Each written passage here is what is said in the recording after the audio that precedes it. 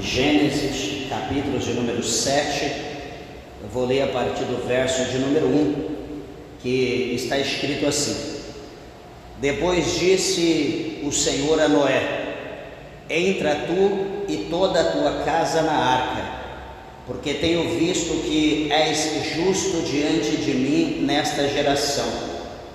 De todos os animais limpos tomarás para ti 7 e 7, o macho e sua fêmea, mas dos animais que não são limpos, 2, o macho e sua fêmea.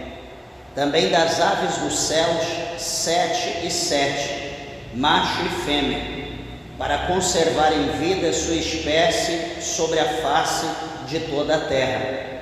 Porque passados ainda 7 dias, farei chover sobre a terra 40 dias e 40 noites, e desfarei de sobre a face da terra toda a substância que fiz.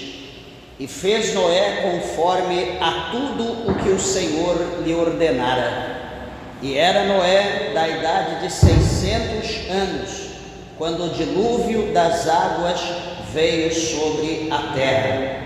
Noé entrou na arca, e com ele seus filhos, sua mulher e as mulheres de seus filhos, por causa das águas do dilúvio.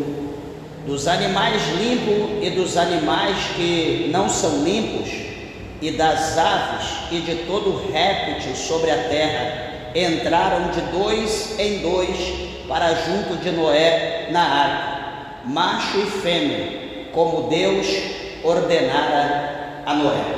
Amém? Vamos orar a Deus. Levante a tua Bíblia e a tua mão aos céus, peça para que Deus, o Senhor, fale conosco. Glorioso Deus, amantíssimo, eterno e grande Pai, Senhor Deus Todo-Poderoso, Criador dos céus e da terra, uma vez mais, meu Deus soberano, nós nos colocamos, Senhor, diante da presença santa, da presença bendita do Senhor, para agradecermos, meu Deus, por mais esta oportunidade, meu Deus, pelo encerramento desta campanha, a minha família na Arca de Deus. Abençoa a nossa casa, a nossa família, os nossos familiares, os familiares dos meus irmãos. Senhor, todos quanto têm orado, têm feito essa campanha, têm colocado voto, propósito diante do Senhor. Meu Deus, entra com a libertação, com a salvação. Senhor, faça agora o milagre. Atenta, meu Deus, para aqueles que estão perto, para aqueles que estão longe. Atenta para todos os ouvintes e alcança cada vida, cada coração, Senhor. Transforma, permita, meu Deus, que o Teu Espírito Santo venha direcionar esta palavra e que ela entre no profundo da nossa alma e que a Tua vontade venha a ser feita e realizada para a glória de Deus, nosso Pai, em nome do Senhor Jesus. Amém. Podeis assentar, meus irmãos. Desocupe vossas mãos e dê uma salva de palmas bem alegre para Jesus.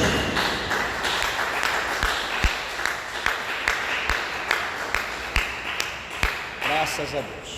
Glória a Jesus. Meus irmãos, serei breve, aqui devido ao tempo na palavra.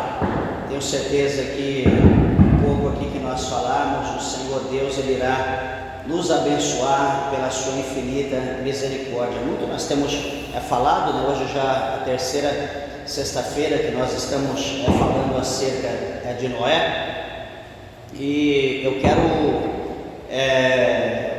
aqui esboçar alguma coisa acerca desses versículos que nós lemos, do capítulo de número 7, mas eu quero primeiro trazer a memória dos irmãos, que o capítulo 6, a Bíblia fala acerca da corrupção, do gênero humano. A Bíblia mostra para nós que o homem, ele se corrompeu, verdadeiramente o mundo estava sendo governado, estava sendo liderado por Satanás. Satanás, ele estava deitando e rolando, sobre os habitantes, não que hoje não esteja, mas naquela época o caldo estava mais grosso, o negócio estava pior, o chicote estava estalando mais. E por que nós falamos dessa maneira? Porque naquela época não tinha igreja, né? Não tinha nenhum pastor, não tinha ninguém para orientar o povo, né? Ali no mandamento de Deus, né? Não havia nenhum líder, nenhum governo, né? Para poder impor alguma coisa às pessoas, algum tipo de limitação. Não havia a Bíblia, não havia lei, né? Nenhum tipo de ensinamento para as pessoas, né? Para que as pessoas pudessem ali se atentar, né? Para aquele ensinamento, para aquela lei e procurar aplicar a fé naquilo, ser obediente e andar, né? Segundo o que estava escrito, né? Ou seja, o povo, como a Bíblia fala mais à frente no livro de Josué, né? O povo, cada um vivia segundo o seu pensamento, né? O que achava, o que vinha na mente, o povo fazia. Era uma nação sem lei, e por causa disso, né? Por imperar, por reinar o pecado na face da terra, todo mundo fazia o que achava que era correto, e então o diabo operava, né? De maneira terrível. Era uma catástrofe que acontecia na terra, porque não havia ninguém para coordenar, para liderar o povo, para instruir, para ensinar. E a Bíblia mostra para nós, quando, né, fala por intermédio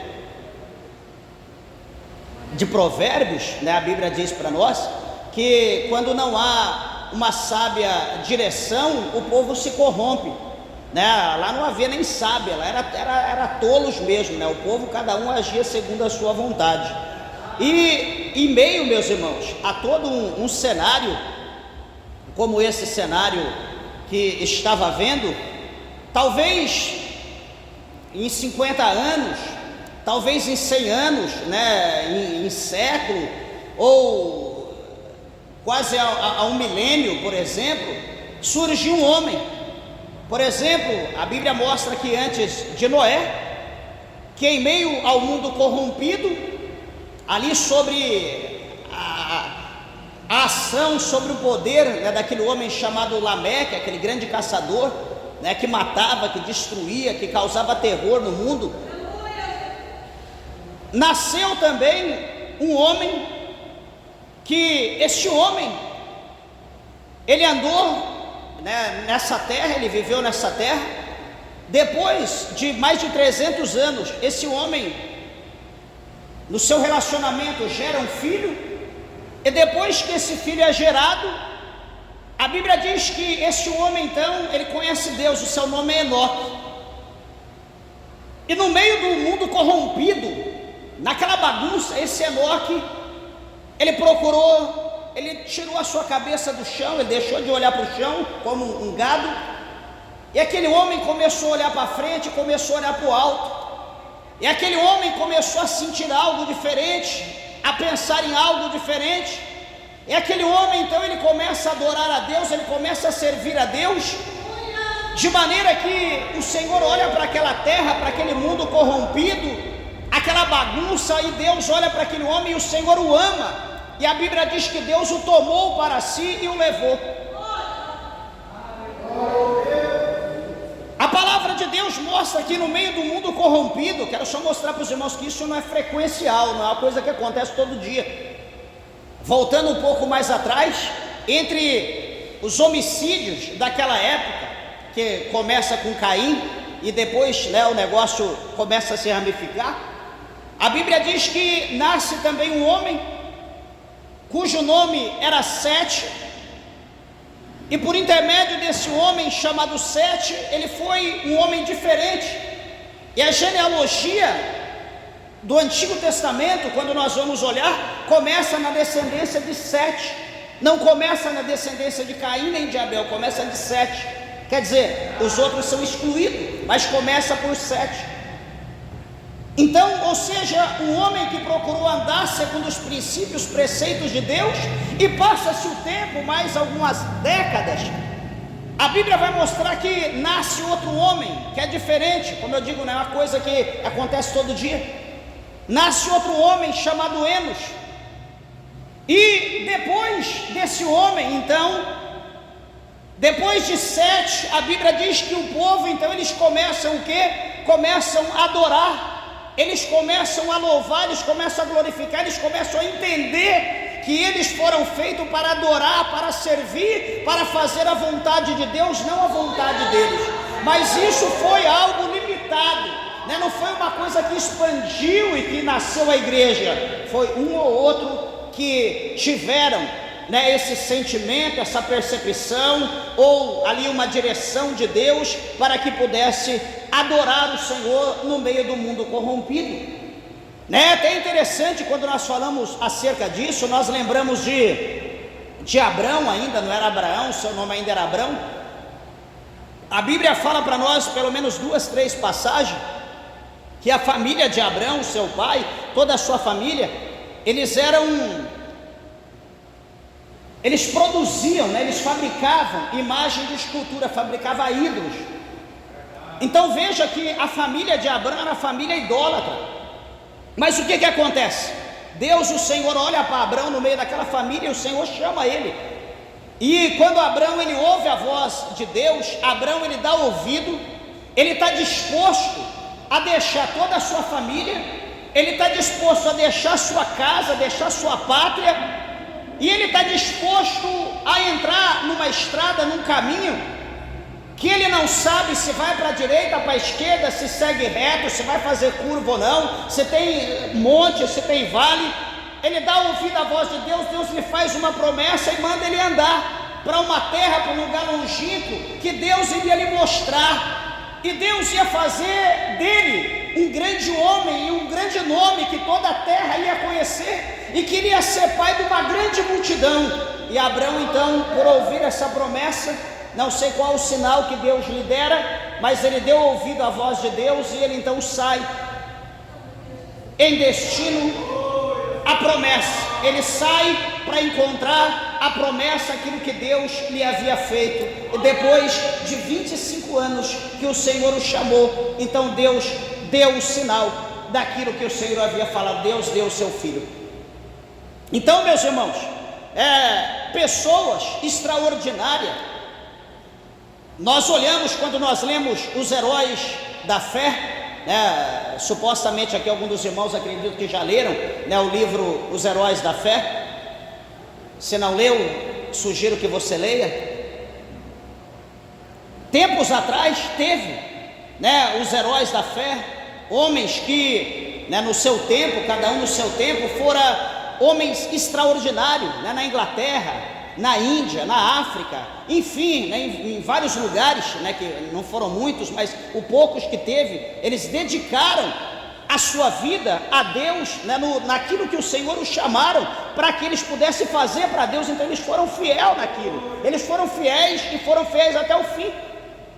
Até mesmo entre os heróis da fé, um deles mesmo, tão fanático por vida, por almas, que ele, estando fazendo a sua missão lá para a África, para a Índia, ele chegou a dizer para Deus: Deus, o Senhor trabalha de alguma maneira e me dá alma, eu preciso ganhar alma, porque se o Senhor não me dá alma, é melhor o Senhor tirar minha vida da terra.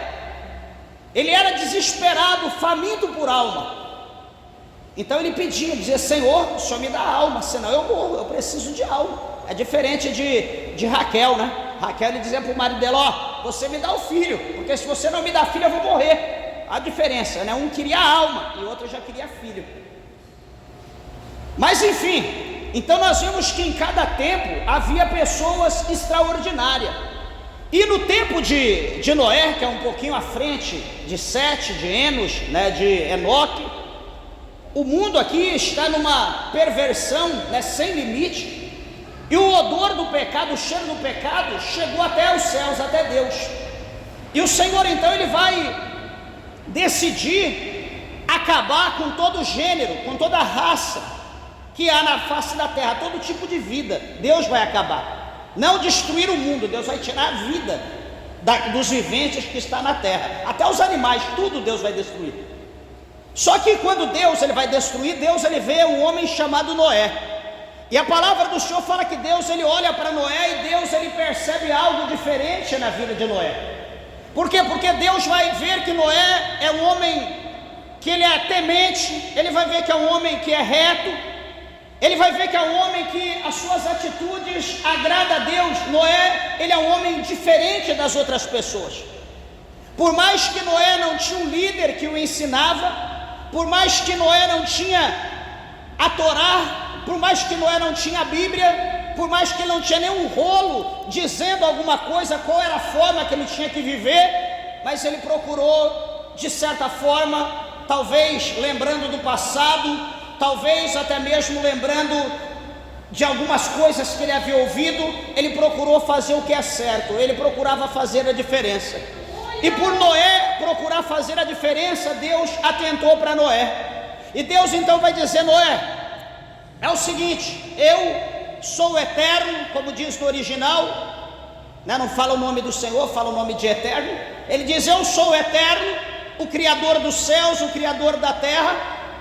Eu decidi destruir toda a terra, porque você bem tem visto o pecado que está sobre a terra.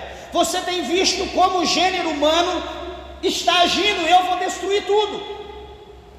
O odor do pecado tem vindo até as minhas narinas, e eu decidi destruir. A minha santidade exige a destruição, e eu vou destruir. Só que eu estou vendo em você algo diferente. Eu decidi salvar você, a sua mulher, eu decidi salvar a sua casa, os seus filhos. Só que para mim salvar você, para mim salvar a sua casa, você precisará ser obediente. Senhor, o que eu devo fazer? Noé, eu vou te dar aqui um pedido, eu vou te dar uma requisição aqui, com vários itens, vou te dar um projeto, e você vai construir, você vai edificar uma arca. Senhor, mas uma arca, o que é uma arca? É um grande barco fechado, é como um submarino. E você vai construir, porque eu vou destruir essa terra. Eu vou destruir a terra.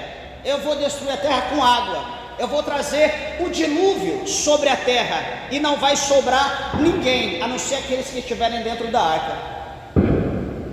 Meus irmãos, eu olho para a palavra de Deus. Primeira coisa, eu vejo que Noé, ele é um homem que ele tem fé, porque a Bíblia mostra para nós que sem fé é impossível agradar a Deus. E a Bíblia mostra que Deus, ele se agradou de Noé. Então, se Deus, ele agrada-se de Noé, é porque Noé era um homem de fé. Era um homem diferente, talvez era um homem que cria nas coisas do passado, talvez é um homem que ouviu falar de Sete, de Enos, era um homem que ouviu falar, enfim, daqueles que foram antes dele, que adorava a Deus. Talvez ele tinha alguma coisa em mente e procurava aplicar a sua fé numa talvez adoração por mínima, mas ele procurava ser diferente e adorava a Deus. E uma coisa que a Bíblia mostra para nós, que o justo, ele não paga por causa do ímpio.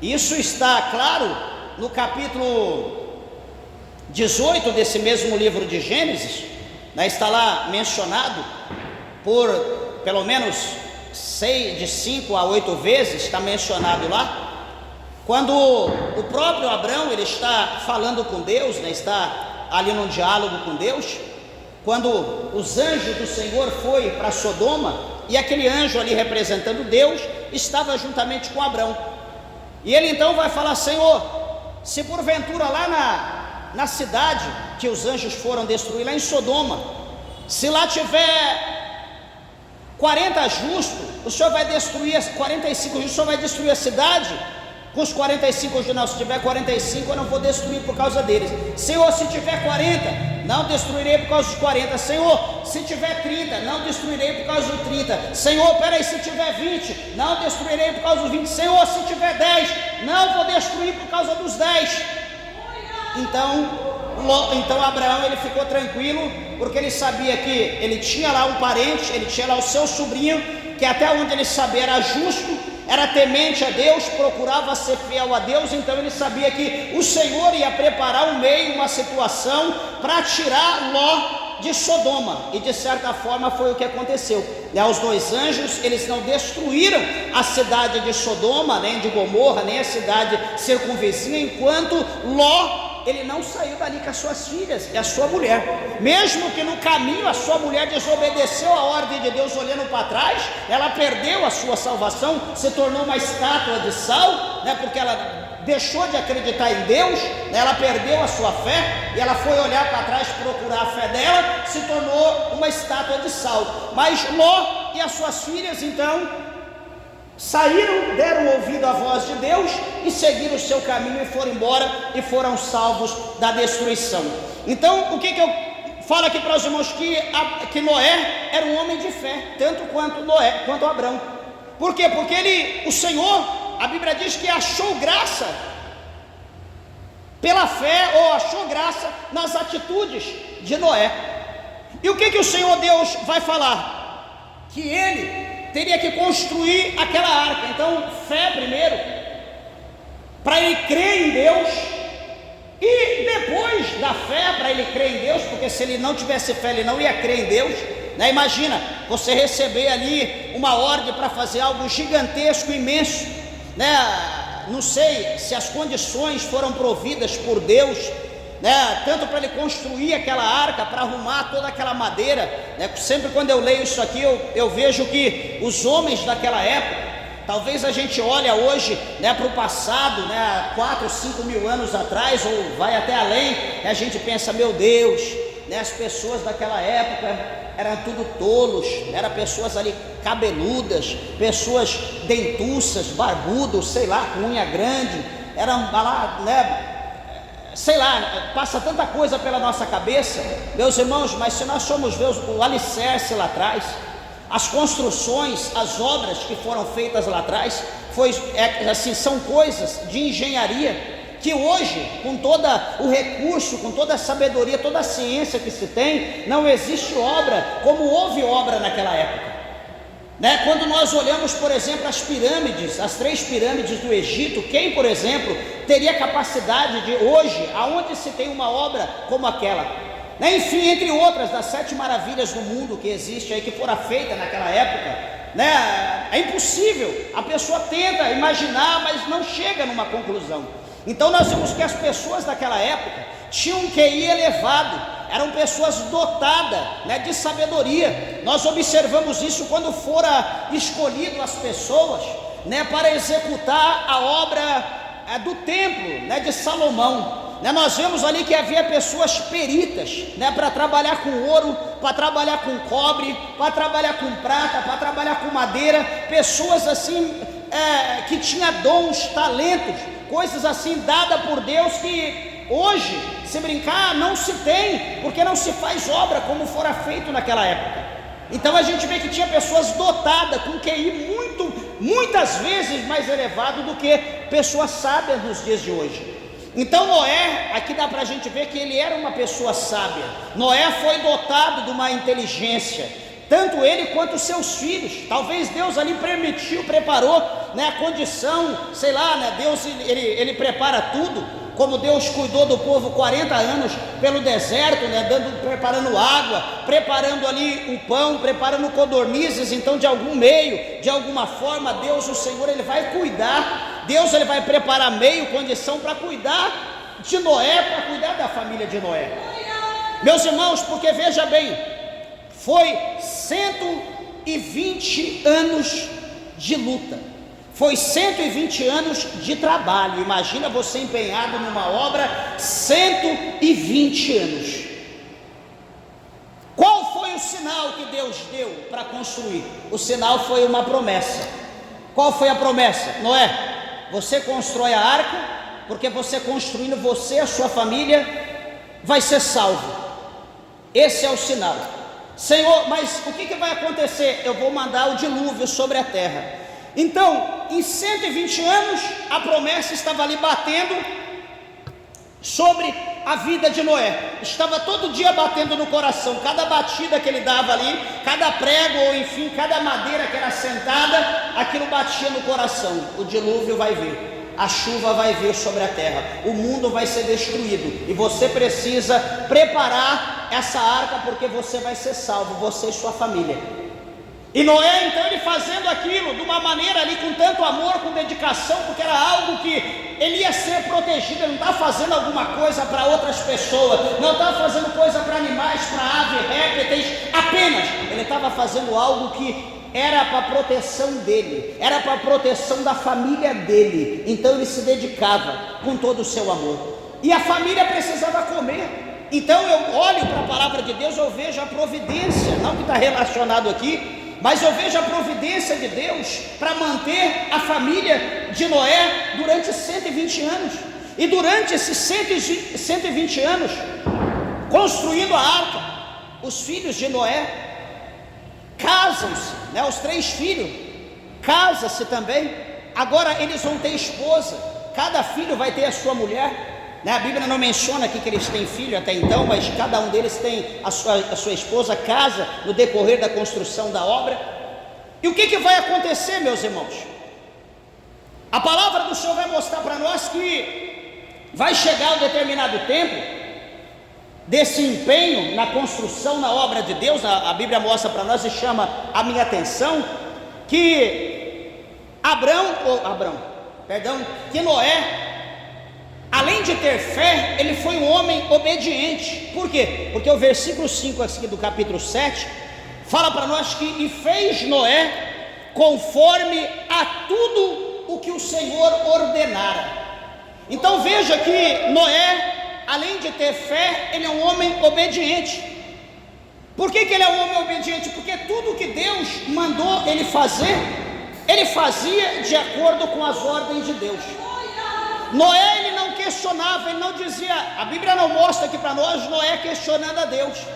Ô Senhor, não tem madeira aqui, Senhor, aonde que eu vou achar a qualidade que o Senhor exigiu? Senhor, aonde que eu vou achar betume? Aonde que eu vou achar? Noé não questionava, simplesmente Deus, o Senhor ordenava. Noé se virava, como diz aí hoje no nosso linguajar, se virava nos 30, nos 70, e ele entrava lá em algum lugar, ia procurar, trazia aquilo, lembrando que não havia guincho, né? Não havia carreta, não havia caminhão, não havia máquinas como nós temos hoje, máquinas elétricas, motores, não havia, era tudo manual, tudo manual. E tudo usado com cavalo ou na força física. Não sei se ele arrumou funcionários, empregados para ajudar, mas eu sei que aquela obra foi sendo feita com a obediência, com o coração grato a Deus, porque ele está fazendo algo para proteger ele e a família dele. Meus irmãos, quando eu olho para essa palavra chamada obediência, isso aqui é algo que poucas pessoas, né, esse nome obediência, é algo que poucas pessoas têm, né, são poucas as pessoas que obedecem, no caso de uma forma geral, porque hoje, no século 21, obedecer ficou uma coisa para o passado. Hoje está dando a impressão que nós estamos retrocedendo e chegando nesses dias aqui do capítulo 6 de Gênesis. O negócio está ficando estranho. Os irmãos há de convir comigo. Por que ficando estranho? A gente observa por aí, vê em redes sociais, o jovem acorda hoje pela manhã sentindo, tendo a impressão que ele é um coelho. Daqui a pouco outra acorda pela manhã, acha que é uma raposa. O homem nasce, daqui a pouco 10, 12 anos, ele não quer ser mais homem, ele quer ser menina, quer ser mulher. Isso é estranho. A mulher, 10, 12 anos, já não quer ser menina, quer ser menino. corta o cabelo se brincar igual o meu, põe a roupa folgadona para não mostrar as suas partes de mulher, deixa um cabelo raspado de um lado, um pouquinho jogado do outro lado, insinuando os dois sexos. Isso é estranho, eu acho estranho isso. Ou você acha que isso é comum? Isso é estranho, alguma coisa está acontecendo. A verdade, quem fala a verdade está sendo perseguido, é desprezado pelas pessoas. Quem fala a verdade ninguém dá atenção. Ele fala, é muito duro, não dá para suportar não. Agora quem fala mentira, aquela lá, aquela lá fala o que eu gosto, aquele lá, parabéns, aquele lá está de acordo comigo, está na mesma linhagem, porque ele fala o que eu quero ouvir. A justiça se tornou injustiça. A lei só existe para o justo, porque é correto, porque para o perverso, quanto pior a perversidade, quanto pior o bandido, melhor é para ele.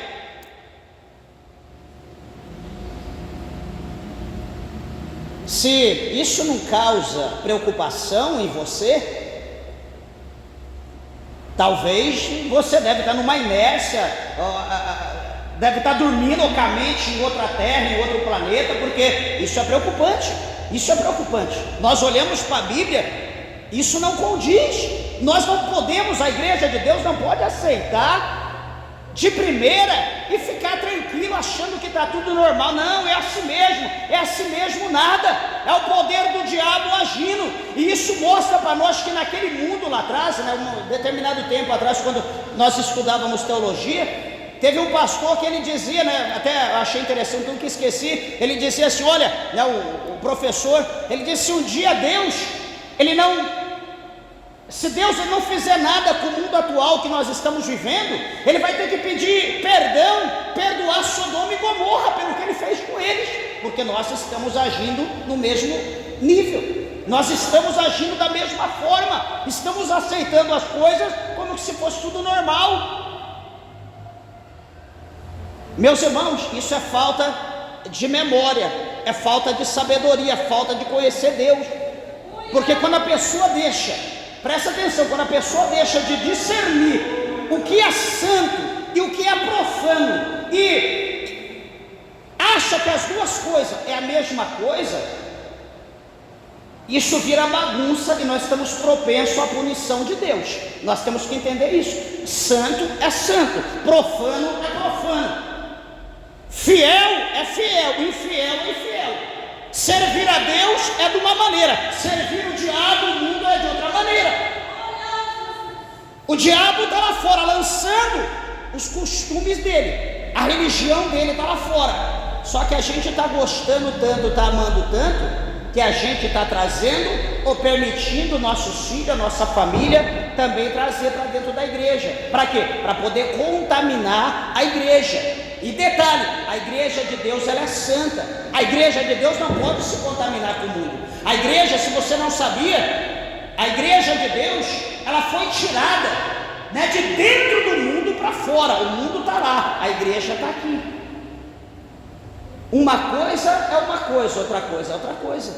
Nós não podemos aceitar isso. Peço atenção dos irmãos, por favor. Então observa, meus irmãos, que Noé, ele obedece coisas que hoje nós não estamos querendo. Filho hoje não obedece mais pai, o filho não quer obedecer o pai de jeito nenhum. Até esse dia até comentando com a minha esposa, a gente vai em vários lugares, por aí a gente fica observando a situação. A mãe vai fazer alguma coisa no filho, arrumar o cabelo, o filho vai dar um tapa. A mãe vai arrumar roupa, vai fazer não sei o que, o filho cospe na mãe. A mãe vai falar, não faz isso, porque senão eu vou te bater. Ele chega e dá um tapa na mãe. Quer dizer, presta atenção, se não houver um corte, se não houver um ajuste nisso, sabe o que vai acontecer amanhã? O que acontece com a árvore que nasce torta? Ela nasce torta, ela vai encurvar, vai ficar torta, e o fim dela é fogo, é machado na raiz e fogo.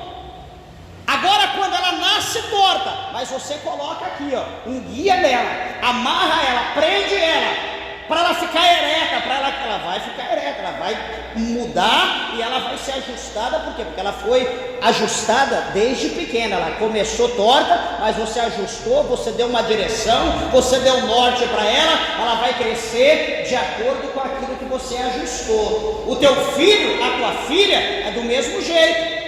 Olha o que você está criando. Porque você pode começar criando um filho, achando que está criando um filho, você pode estar criando um monstro, você pode estar criando uma serpente, você pode estar criando uma víbora. Ai, que bonitinho, pega no colo, você olha para a cara do pai, da mãe, cheio de unha, tudo unha, parece que está dormindo com um leopardo, com uma onça. O outro chega com o olho cortado, tem que falar, ah não, meu filho que está não sei o que, com a mão bateu aqui, fez um corte aqui na cara do sei lá se é pai ou do palhaço. E o que você, não, é criança, né? É criança. É criança. Amanhã ele vai estar do meu tamanho, vai estar com o meu corpo, com 15, 18 anos ele vai estar com 80, 90 quilos, e é criança, é meu filhinho, dá um soco, te joga lá do lado, quebra o teu crânio. É criança. Por quê? Porque ele aprendeu quando é pequeno, ele nunca foi repreendido, ele nunca foi ensinado que não pode fazer, ele tem que respeitar, porque eu sou pai. Então a obediência vem de pequeno, vem de berço. E se nós não aprendemos a obedecer dentro de casa desde pequeno, nós não vamos obedecer ninguém. Nós não vamos obedecer o nosso líder, o nosso pastor, nós não vamos obedecer o nosso chefe, o nosso empregado, nós não vamos obedecer, respeitar os nossos professores, nós não vamos respeitar ninguém. Nós vamos estar diante das autoridades e não vamos saber como nos portar diante deles, como se fosse qualquer pessoa. Então aqui está um exemplo para nós. Noé, ele foi um homem obediente. Ele, pelo menos isso ele aprendeu: primeiro ter fé e segundo ter obediência, e fazer tudo conforme o Senhor Deus ordenou a ele. Meus irmãos, se nós não atentar para essa situação aqui, quando eu estou dizendo obedecer, isso aqui, desde o princípio, vinha obediência, é uma coisa que nós podemos perder amanhã a nossa salvação. Porque quando fala obedecer, trazendo para a forma geral aqui para a igreja, o cristão, o homem de Deus, a mulher de Deus, ele tem aqui uma lei, ele tem aqui um mandamento, que isso aqui precisa ser lido, precisa ser estudado, meditado, isso aqui precisa ser guardado, isso aqui precisa ser praticado noite e dia. Aonde nós somos, nós precisamos praticar isso aqui. E quando nós praticamos isso aqui, quando nós praticamos a palavra de Deus, o que nós estamos mostrando? Que nós somos obedientes a Deus. Nós estamos mostrando que nós somos como aqui filho na fé, na questão da obediência, como Noé. Mas Deus manda eu fazer uma coisa. Deus, isso eu não vou fazer não, porque isso é pesado. Deus, isso eu não vou fazer não, porque é um sacrifício, tem que jejuar, eu não vou fazer não. Jesus já jejuou por mim. O Senhor fala, faz uma campanha de oração na madrugada que eu vou dar vitória. Não, lá no capítulo 17 de João, na oração sacerdotal, Jesus já orou para os que eram antes, para os dos dias atuais, e orou por todos aqueles que viriam, depois dele, que ouviria a palavra e que o aceitaria. Então Jesus já orou por mim, eu não preciso orar. O que é isso? Desobediência. O que é isso? Preguiça. O que é isso? Falta de responsabilidade. Nós precisamos atentar para a palavra de Deus e praticar. Isso aqui não é um escudo para a gente carregar aqui no peito. Que bonito, né? Um homem de Deus, uma mulher de Deus. Quando abre a boca, você olha e fala o quê? Ele não condiz com aquilo que está escrito aqui. As atitudes dele não condiz com o que está escrito aqui. A Bíblia não mostra Noé questionar: Senhor, aqui a tora está pesada, meu Deus, envia um anjo aí para ele me ajudar. Senhor, eu não tenho serra para cortar aqui, o que eu vou fazer? A Bíblia não mostra Noé questionando, mas Noé fazendo tudo conforme Deus ordenava. Passava pela água, passava pela correnteza, subia o monte, descia, subia o monte, cortava a lenha, trazia. Não sei a forma que ele agiu, mas ele foi obediente em tudo. E um ponto aqui que chama a nossa atenção que a palavra do Senhor vai mostrar para nós, no capítulo 7, no versículo 1, que o Senhor disse para Noé: olha, Noé, entra tu e toda a sua casa na arca, porque tenho visto que és justo diante de mim nesta geração. Veja, meus irmãos, uma geração, né? Tem várias aqui, de Adão, né? De Adão até Noé, acho que foram cerca de 8 mais ou menos, né? Depois na verdade, de 200 anos depois da morte de Adão, que Noé nasceu, né? 200 anos depois da morte de Adão, é exatamente isso. Depois de 200 anos que Adão morreu, nasceu Noé. Então veja que na geração de Noé, ele, diz aqui a palavra de Deus, o Senhor está mostrando aqui que ele foi o único homem justo. Então, queridos irmãos, não é em todo tempo que existe pessoas extraordinárias, não é em todo tempo que nasce pessoas com algo diferente das outras pessoas, que nasce um grande líder. Não é em todo tempo, é tempo específico. Por mais que nós pedimos, por mais que nós buscamos, por mais que nós falamos para Deus fazer na nossa vida, nós já nascemos com um propósito. Deus, ele já tem um projeto na nossa vida, e às vezes nós olhamos para a palavra e pedimos a Deus que seja de tal forma, mas nós já nascemos com um propósito, e Deus não vai mudar aquele propósito. O de Noé aqui era para salvar a família dele. Não mostra aqui o Senhor Deus falando: ó, faz a arca, porque eu quero salvar toda a multidão aí, eu quero salvar todo mundo antigo. Veja, meus irmãos, eu olho para essa palavra, eu vejo Noé construindo a arca. Eu olho para a família deles. Ele tinha irmão, ele tinha irmã, ele tinha pai, ele tinha mãe, ele tinha tios, ele tinha a família dele, né, os familiares de forma geral, os de longe, mas moravam ali. E Noé começou a trabalhar, Noé começou a fazer aquela arca. Talvez a família ajudava ou passava perto, né, melhor, passava perto, e olhava para ele: Noé, seu velho, você está ficando louco. Noé, o que é isso? Olha o tamanho dessa obra, já se passou 40 anos, Noé. Daqui a pouco eu voltar, Noé, já se passou mais 40, já passou 80 anos. Noé, já deu 100 anos, você está aí, Noé. Cadê? Não deu nem chuva. Olha, é só o orvalho que cai. Que negócio é esse? Espera aí, o Senhor disse que o dilúvio ia vir depois que a arca estivesse pronta. O dilúvio não ia vir no início, o dilúvio não ia vir no meio, mas o dilúvio ia vir depois que a arca estivesse pronta. Se a arca demorasse 500 anos para ficar pronta, a chuva não viria nessa data, nesse meio tempo. Ia vir quando a arca estivesse pronta, porque se o dilúvio viesse, Deus ia ser mentiroso, a família de Noé ia ser destruída, e Deus queria poupar ele e a sua família. Deus é fiel na sua promessa. As coisas só acontecem quando está de acordo com o propósito de Deus. Quando não está de acordo com o propósito de Deus, não acontece. Opa, então estou entendendo agora o mistério. Ô pastor, eu quero ser batizado com o Espírito Santo.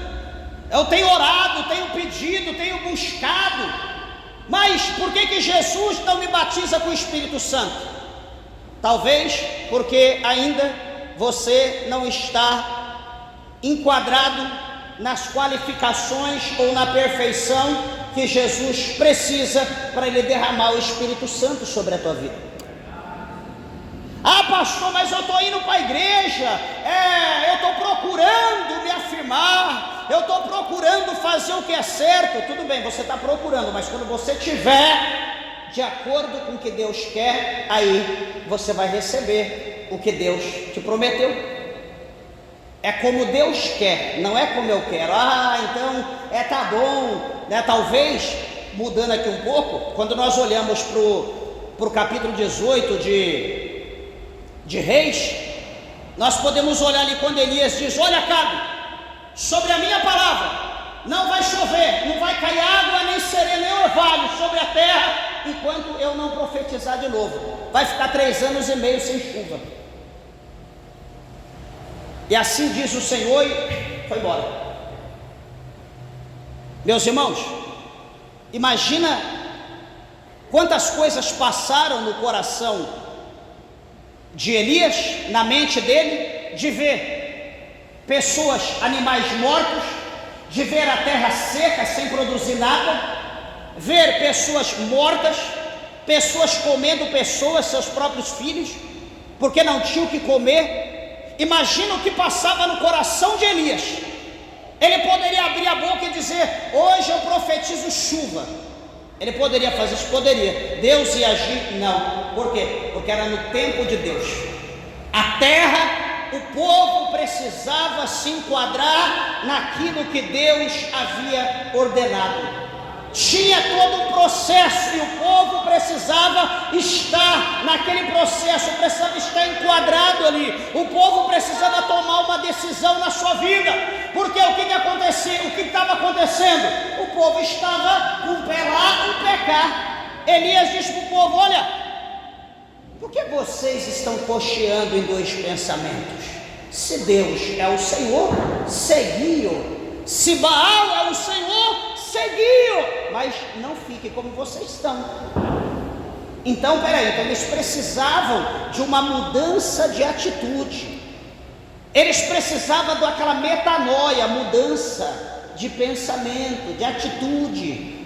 Eles precisavam mudar, tomar uma direção para que a chuva viesse. E o que vai acontecer? Quando eles tomaram a decisão, quando Elias, depois de zombar dos profetas de Baal, Elias reformou o altar, fez ali todo o seu processo, o ritual, colocou ali o animal, fez a oração, a glória de Deus desceu ali, consumiu todo o holocausto, todo mundo se prostrou, só o Senhor é Deus, só o Senhor é Deus, só o Senhor é Deus. Eles adoraram o Senhor.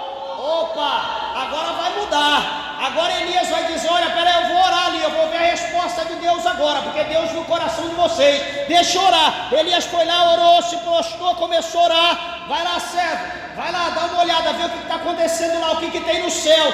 Ah, meu Senhor, eu fui lá, mas eu estou vendo uma pequena nuvem do tamanho da mão do homem. Ah, é? Então volta, fala para Acabe aparelhar os animais, porque uma grande chuva está por vir sobre a face da terra. Lava sobre a canadra cheia. Quando Deus viu a mudança no coração, quando Deus viu que o povo tomou uma nova decisão, seguiu agora o caminho que Deus queria, então peraí, agora Deus vai mover os céus. Não é o que está lá no capítulo 7, versículo 14 de 2 Crônica: se o meu povo, que se chama pelo meu nome, se esse povo orar, se esse povo se humilhar, se esse povo ele se converter, se arrepender dos seus pecados, das suas más obras, dos seus maus caminhos, então eu, Deus, ouvirei dos céus. Então eu, o Senhor, vou sarar. Então eu vou curar. Então eu vou abrir as janelas do céu.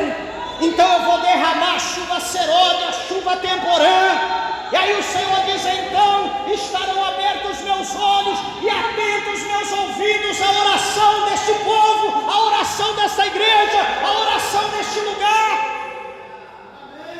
Lacamassúbia, Candarábia, Suribicandalabaia. Nós queremos ver a ação de Deus, nós queremos ver o mover da mão de Deus, mas nós não queremos tomar atitude. Nós não queremos nos converter, nós não queremos deixar o pecado, nós não queremos renunciar. Deus tem que fazer, mas se Deus quiser, é do jeito que eu quero, eu não vou mudar, mas eu quero a bênção. Sabe quando você vai querer bênção? Sabe quando você vai alcançar a bênção? Nunca. O chicote vai estar lá no teu lombo. Ah, o meu couro é grosso. Beleza, você não conhece as ferramentas de Deus. Você não sabe o que Deus tem para couro grosso. Então não brinque com Deus, ceda, se entregue ao Senhor. A Bíblia mostra aqui para nós, já encerrando, que Noé, ele com a sua família, trabalhou, ele se empenhou naquela obra. coisas que hoje nós não estamos querendo mais empenhar na obra de Deus. Deixa o pastor se virar, deixa o obreiro se virar, deixa fulano se virar, Deus colocou na mão dele. Meus irmãos, isso aqui hoje é a arca, isso aqui simboliza a arca de Deus. Aqui a igreja é o lugar de refúgio, é o lugar onde Deus fala conosco, é o lugar onde Deus ele se revela, é onde nós aprendemos, como o salmista falou, que eu aprendo nos átrios do Senhor, na casa de Deus. É lá que eu conheci o Senhor, é lá que eu aprendi. Foi o que o salmista Asaf falou: olha, os meus pés estavam quase se deslizando, eu estava quase indo para o abismo. Quando ele começou a olhar para o ímpio, a observar o ímpio, ele começou a tirar os olhos de Deus e olhar para a prosperidade. E essa prosperidade hoje é uma droga que tem tirado, tem feito, é uma droga que tem tirado os olhos da igreja de Deus e tem focado os olhos para as prosperidades. Porque fulano está próspero, porque fulano está conseguindo, porque fulano está enriquecendo, porque ciclano está tendo casa grande, porque fulano está comprando carro novo, porque ciclano está tendo uma profissão boa, está ganhando bem. Isso chama-se prosperidade. Isso está se tornando uma droga, porque hoje o que se prega na igreja é prosperidade, hoje o que se prega na igreja é bênção, não se prega arrependimento, não se prega conversão, não se prega salvação, não se prega renúncia. E isso, meus irmãos, está tornando um povo rebelde, um povo que não está querendo ter compromisso com Deus, um povo que não quer obedecer a palavra de Deus, que não quer obedecer ensinamento, que não quer obedecer regra, que não quer obedecer nenhum tipo de ensinamento, por mais esmiuçado que a gente procure esmiuçar e apresentar da forma mais simples para entender. A gente não está querendo obedecer.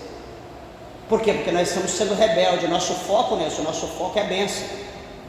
Mas deixa eu concluir aqui. Jesus, presta bem atenção, o Senhor Jesus, ele diz lá no capítulo 24 do Evangelho de São Mateus, o Senhor Jesus, ele diz lá, presta bem atenção, você talvez pode estar sendo rebelde, você pode não estar querendo compromisso na obra de Deus, como Noé aqui com a sua família estava empenhado. Nós somos uma família, não é só eu que faço a obra, não é só você, é nós todos juntos, nós juntos que fazemos a obra de Deus.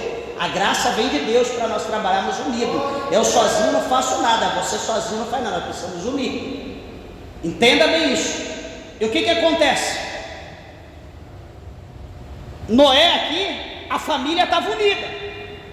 Então, se nós não unirmos para nós fazermos a obra de Deus ela não vai ser concluída, não vai ser feita.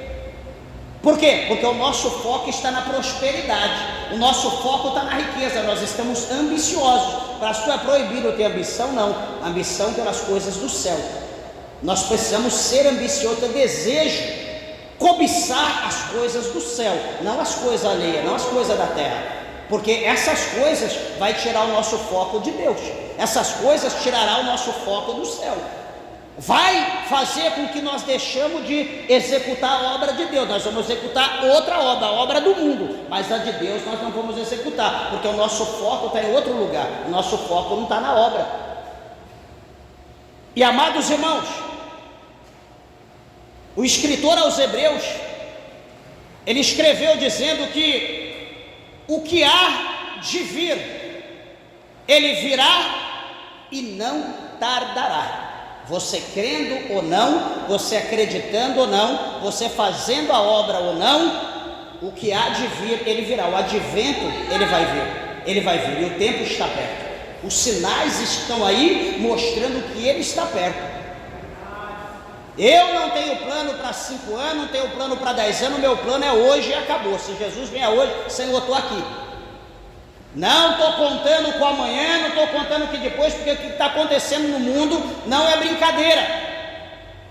E nós estamos com a responsabilidade na mão, estamos com a mão no arado, olhando para lá, olhando para cá, deixando o arado, olhando para trás. E Jesus, ele diz, não esqueça, aquele que põe a mão no arado e olha para trás, não é apto do do reino dos céus. Olha que Deus colocou algo na mão de cada um, e naquele dia Ele vai cobrar, Ele vai tomar conta. A Bíblia está dizendo aqui que Noé, ele foi perfeito em tudo, ele obedeceu tudo aquilo que Deus lhe ordenou. A palavra de Deus está na tua mão, a palavra de Deus está no teu coração, a palavra de Deus está na tua mente. E a pergunta é: por que nós não executamos a obra de Deus como Deus manda? Por que nós não fazemos? Aí alguém pode: ah, pastor, mas o meu pastor lá disse. Eu ia falar uma coisa aqui, mas deixa para lá. Ele já sabe o lugar que ele vai. Eu ia falar para você mandar ele ir, mas ele já sabe para onde que ele vai. E se você não vigiar, você vai junto com ele. Porque está escrito aqui, não é o que eu falo para você, aqui, irmãos, está escrito aqui: Noé obedeceu, tá? Mas você não precisa obedecer, não.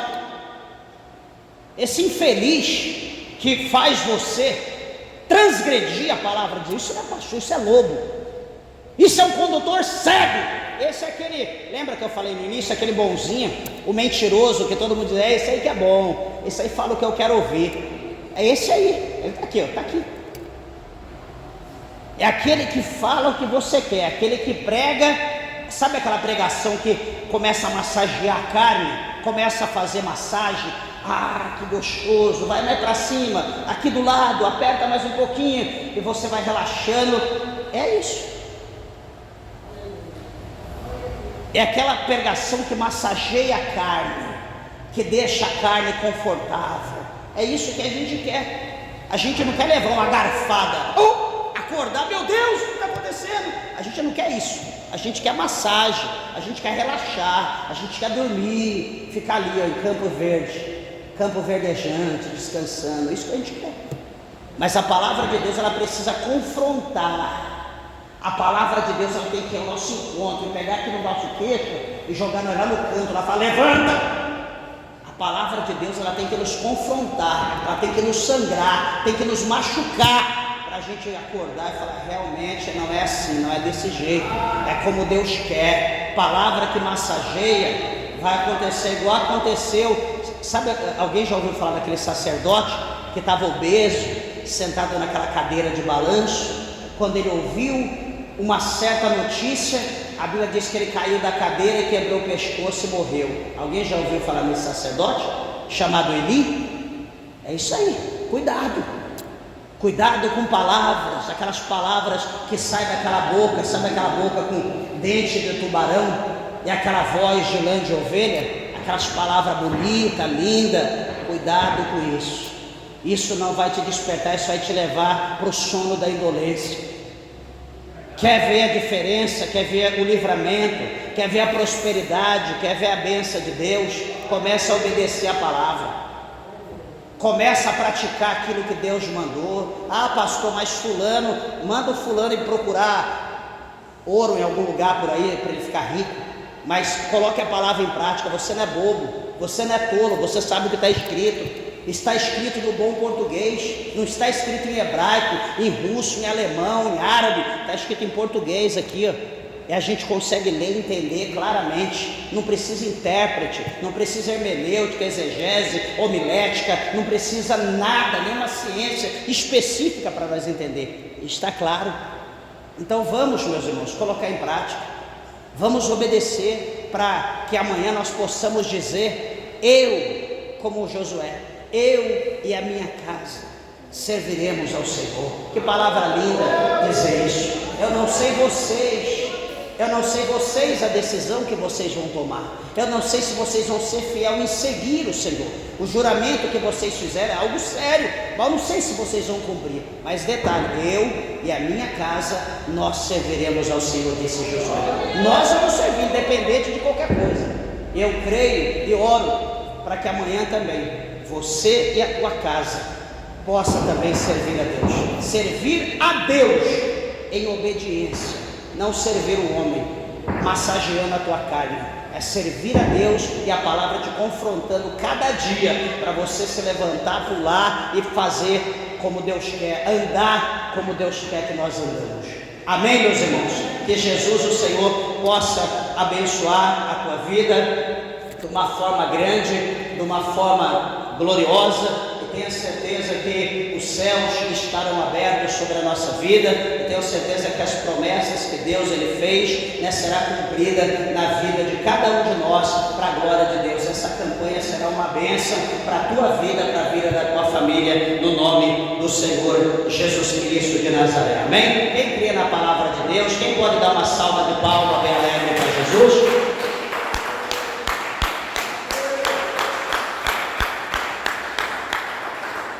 Graças